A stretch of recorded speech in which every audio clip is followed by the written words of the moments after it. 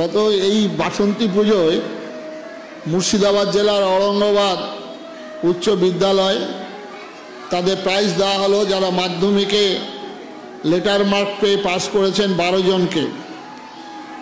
আমি জিজ্ঞাসা করলাম তুমি বড় হয়ে কি হবে? কেউ বলছে আমি ইঞ্জিনিয়ার হব, কেউ বলছে আমি রিসার্চ সায়েন্টিস্ট হব, কেউ বলছে আমি ডাক্তার হব। এত দুঃখ, একটা ছেলে মেয়েও বলল না যে স্বামীজি আমি একটু মানুষ হব, ভালো, কেউ বলল না। আজকে এত কম্পিটিশনে আপনারা ছুটে যাচ্ছেন।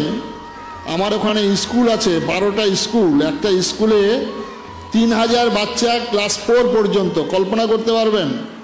রেজাল্টের দিন আমি দাঁড়িয়ে আছি, গাড়িতে তার মা জিজ্ঞাসা করছে তোকে বাড়িতে সব পড়িয়েছে, এটা উত্তর দিয়েছিস, এটা উত্তর দিয়েছিস, এটা উত্তর দিয়েছিস। 1 নম্বরের জন্য সে র্যাঙ্কে ওঠেনি, ঠাস ঠাস করে গালে চড় মারল। আমি ভদ্র মহিলাকে বললাম আপনি জীবনে কোনো ক্লাসে ফার্স্ট হয়েছিলেন? একটা 3 বছর বয়স থেকে ছেলে মেয়েদের পরীক্ষা দিতে হচ্ছে, কল্পনা করা যায়? আর সেই অবস্থায় মা বাবার এত এক্সপেকটেশন একটা বাচ্চার সম্পর্কে, একটা বাচ্চা সময় পাচ্ছে না। আমাদের স্কুলের বাচ্চা মানে ভোর 5টায় 20 মাইল দূর থেকে আসতে হয়, ভোর 5টায় ঘুম থেকে উঠবে, উঠে 7:30টায় স্কুলে অ্যাটেন্ড করবে, 10:30টায় 11টায় স্কুল ছুটি হবে, 1:30টার সময় বাড়িতে পৌঁছে তারপরে ড্রয়িং টিচার চলে আসবে। এবার ড্রয়িং টিচারে কিছুক্ষণ করলো, তারপরে চলে আসবে আপনার গানের টিচার, তারপরে পড়ার টিচার। মানে এতটুকু সময় নেই তার যে তাকে যে স্বাভাবিক যে তার খেলাধুলো, তার স্বাভাবিক চাহিদা, সেগুলোর সঙ্গে সে যুক্ত হতে পারছে না। সুতরাং আপনারা শুধুমাত্র এই পড়াশোনার কেরিয়ার তৈরি, ক্যারেক্টার বিল্ডিংটার খুব দরকার।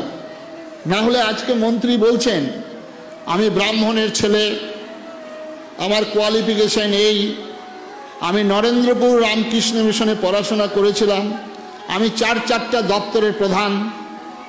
জজ সাহেবকে বলছে দয়া করে আমাকে জামিন দিন। কল্পনা করা যায়? তাহলে এই নরেন্দ্রপুর পড়াশোনার কি মানে? এই এত কোয়ালিফিকেশন নেওয়ার কি মানে? যুক্তিকতা। সুতরাং খালি পড়াশোনা করলেই যে হবে তা নয়, পড়াশোনার সঙ্গে একটু চিন্তা করতে হবে মা বাবাকে। আপনারা আজকে চিন্তা করবেন, এত সংকটের মধ্যে গভীর। আমাদের তো আম্বানি, জানেন, আম্বানি একটা পেট্রোল পাম্পের কর্মচারী ছিল। সচিন তেন্ডুলকর ক্লাস 10 পর্যন্ত পড়েছেন। বহু মনীষী, আমাদের রানী রাসমণি পড়াশোনাই জানতেন না, ঠাকুর রামকৃষ্ণ তো কিছুই জানতেন না। সুতরাং এর সঙ্গে এটা কোনো সম্পর্ক নেই, মানুষ হওয়ার কথা। মহাভারতে দেখেছেন আপনারা, মহাভারতের প্রথম পর্ব কি হয়েছিল কে বলতে পারবেন? প্রথম পর্ব একটু দয়া করে বলুন তো, কে বলতে পারবেন? মহাভারতের প্রথম পর্ব কাকে দিয়ে শুরু হলো?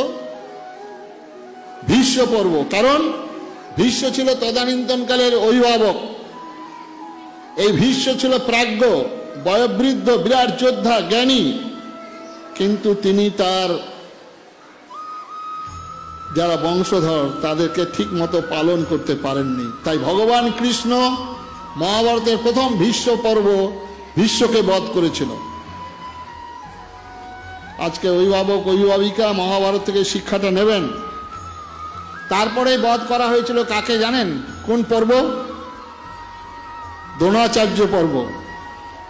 কারণ তদানীন্তনকালে তিনি শিক্ষক ছিলেন, ঠিক মতো শিক্ষা দান করেননি বলে দুর্যোধন দুঃশাসন তৈরি হয়েছিল।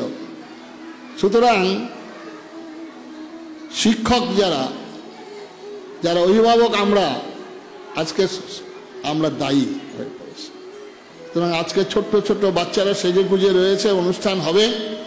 আপনারা এটা মনে রাখবেন, আমাদের সব থেকে বড় আশ্রম পৃথিবীর বুকে রামকৃষ্ণ মিশন ভারত সেবাশ্রম সংঘের থেকে 100 গুণ বড়।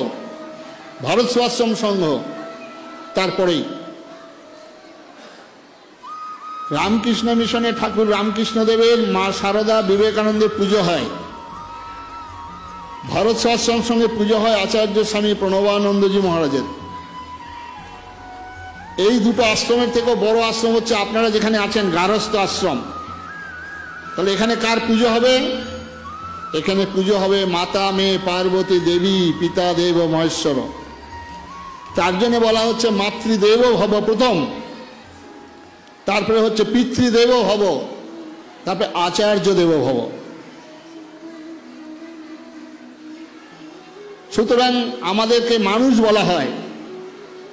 মানুষটা বানান লিখতে গেলে প্রথম দরকার ময়াকার। মানব বানান লিখতে গেলে প্রথম দরকার ময়াকার।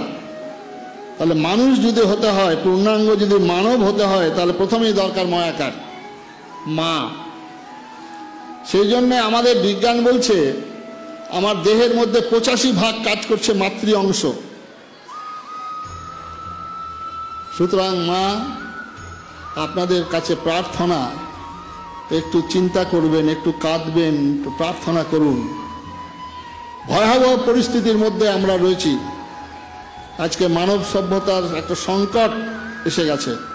এই সংকটে এই প্রণবানন্দ বিদ্যা মন্দির যারা যুক্ত হয়েছেন, ভারতীয় আদর্শ, ভারতীয় চিন্তাধারা, ভারতীয় ভাবধারা, আশ্রমিক পরিবেশে স্কুল, এইখানে আমাদের বাচ্চাদের যে কার্যক্রম দেখবেন অলরাউন্ড ডেভেলপমেন্ট, সমস্ত রকম তার গুণগুলো প্রকাশের জন্য এই স্কুল। আজকে বেশিরভাগই স্কুলে যাচ্ছে সব ইংলিশ মিডিয়াম স্কুলে। যত বড় বড় মনীষী ভারতবর্ষে, তারা কেউ ইংলিশ মিডিয়ামে পড়াশোনা করেনি। ইংলিশ মিডিয়ামে পড়াশোনা করলেই যে ভালো হবে তার কোনো মানে নেই। এই বাংলা মিডিয়াম থেকেই সব ভালো হয়েছে। সুতরাং আপনাদের ছাত্র নিঃসন্দেহে 3 ঘন্টা 3.5 ঘন্টা স্কুলে থাকে, কিন্তু আপনাদের সঙ্গে থাকে 24, বাকি সমস্তটা সময় আচার আচরণ কথাবার্তা একটু সাবধানে বলবেন। এই ছোট ছোট বাচ্চাদের এত ক্যাচিং পাওয়ার, এত বেশি এদের স্মৃতিশক্তি চিন্তা করা যায় না। আগে ভর্তি হতে 6 বছর বয়সে ক্লাস 1, এখন 3 বছর বয়সে ভর্তি হয়ে পরীক্ষা দিতে হচ্ছে।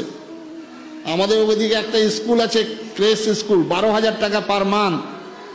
যাদের মা বাবা চাকরি করে সেই বাচ্চাগুলোকে দিয়ে যায় সেখানে, তাদের ঘুমোয়, গান শেখায়, কথা বলায়। তো বাচ্চাদের কি অবস্থা একবার চিন্তা করতে পারবেন। সুতরাং অর্থের দিকে যদি ছোটেন, তাহলে বাড়ির এই সর্বনাশটা ডেকে আনবেন না। আসুন আজকে